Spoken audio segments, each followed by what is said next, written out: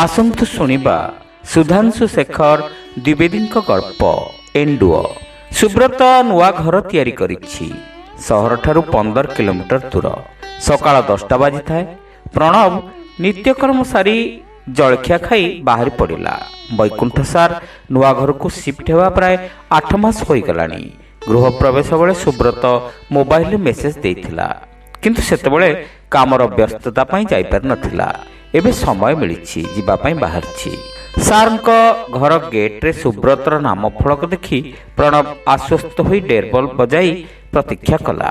କିଛି ସମୟ ପରେ ନିଜେ ବୈକୁଣ୍ଠ ସାର୍ ଦ୍ୱାର ଖୋଲି ପ୍ରଣବକୁ ଦେଖି ବିଭୋରିତ କଣ୍ଠରେ କହି ଉଠିଲେ, ଆରେ ପ୍ରଣବ, ତୁମେ କେତେବେଳେ ଆସିଲଣି? ଆସ ଆସ, ଭିତରକୁ ଆସ। ପ୍ରଣବ ସାର୍ଙ୍କ ଚରଣ ସ୍ପର୍ଶ କରି ଘର ଭିତରକୁ ଗଲା।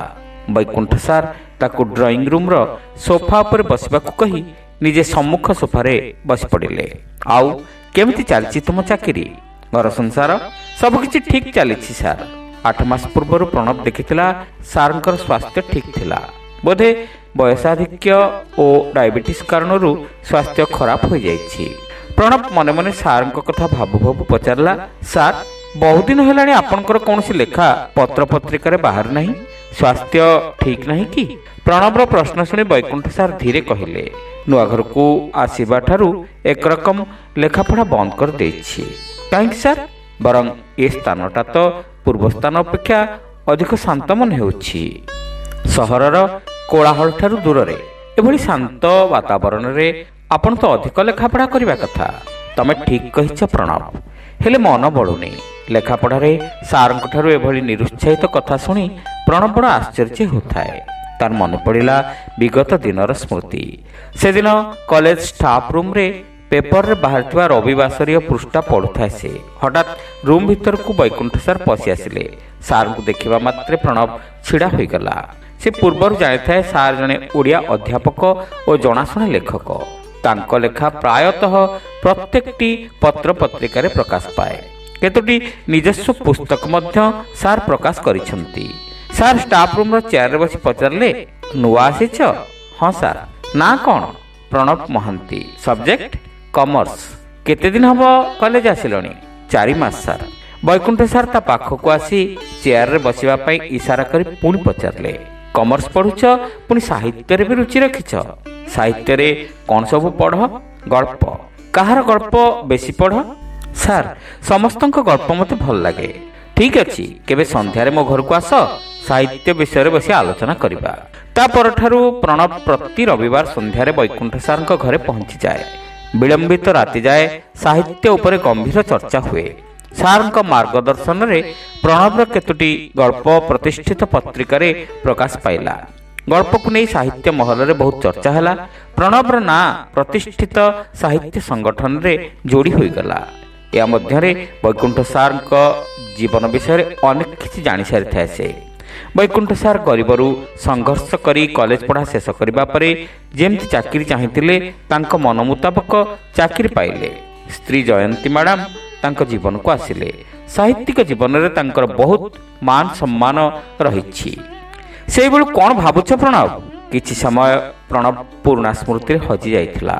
ଆକସ୍ମିକ ସାର୍ଙ୍କର ପ୍ରଶ୍ନରେ ପ୍ରକୃତିସ୍ଥ ହୋଇ କହିଲା, ସାର୍, ବହୁଦିନ ପରେ ଆପଣଙ୍କୁ ଦେଖି ଆଜି ପୁରୁଣା ସ୍ମୃତି ସତେଜ ହୋଇଗଲା। ତମ ମୋ ଭିତରେ ସେଭଳି କିଛି ଘଟଣା ତ ଘଟିନାହିଁ। ଆପଣଙ୍କ ସହିତ ମିଶିବା, ସାହିତ୍ୟରେ ଯୋଡ଼ି ହେବା, ଏସବୁ ମୋ ପାଇଁ ବଡ଼ ସୌଭାଗ୍ୟ ସାର୍। ଆଚ୍ଛା, ଚାଲ ଚାଲ, ଘରର ଅନ୍ୟ ରୁମ୍ ଗୁଡ଼ିକ ତୁମକୁ ଦେଖାଇଦେବି। କହୁ କହୁ ସୋଫାରୁ ଉଠି ଆଗକୁ ବଢ଼ିଲେ ସାର୍। ସାର୍, ଆଜି କ'ଣ ଘରେ ଆପଣ ଏକା? ସୁବ୍ରତ, ଭାଉଜ, ସୌରଭ ଏମାନେ ଦେଖିବାକୁ ମିଳୁନାହାନ୍ତି। ଆଜି ରବିବାର, ଛୁଟି ଦିନ। ଏହି ଦିନରେ ସେମାନେ ପ୍ରାୟତଃ ବାହାରେ ରୁହନ୍ତି, ରାତିରେ ଫେରିବେ। ତାପରେ ସାର୍ଙ୍କ ସହିତ ଘରର ପ୍ରତିଟି ରୁମ୍ ଦେଖିବାକୁ ଲାଗିଲା ପ୍ରଣବ। ଗୋଟିଏ ରୁମ୍ ସୁବ୍ରତ ଓ ତା ସ୍ତ୍ରୀର, ତା ସାଇଡରେ ଥିବା ରୁମ୍ ସୌରଭ ଓ ମୋର, ଆଉ ଏଇଟା ସୌରଭର ଷ୍ଟଡି ରୁମ୍। ତା ସାଇଡରେ କିଚେନ, ଠାକୁର ଘର, ବାଥରୁମ୍। ଗୋଟେ ପରେ ଗୋଟେ ରୁମ୍କୁ ବୁଲେଇ ବୁଲେଇ ସାର୍ ଦେଖାଉଥାନ୍ତି। ସବୁ ଘରେ ନୂଆ ନୂଆ ଫର୍ଣ୍ଣିଚର ଦେଖି ପ୍ରଣବ ପଚାରିଲା, ଆଚ୍ଛା ସାର୍, ଆପଣଙ୍କର ବହି ଭର୍ତ୍ତି ଥିବା 2ଟି ବଡ଼ ଆଲମିରା, ତା ଉପରେ ଯେଉଁ ରେକ୍ ଥିଲା, ପତ୍ରପତ୍ରିକା ରହିଥିଲା, ସେସବୁ, ପୁଣି ଆପଣଙ୍କର ପୁରସ୍କାର, ସମ୍ବର୍ଦ୍ଧନାର ଟ୍ରଫି, ସେସବୁ ତ କାହିଁ କୌଣସି ରୁମ୍ରେ ଦେଖିପାରିଲି ନାହିଁ। ଆରେ ସେସବୁ ପୁରୁଣା ବହି ହଳଦୀ ରଙ୍ଗ ପଡ଼ିଯାଇଥିଲା।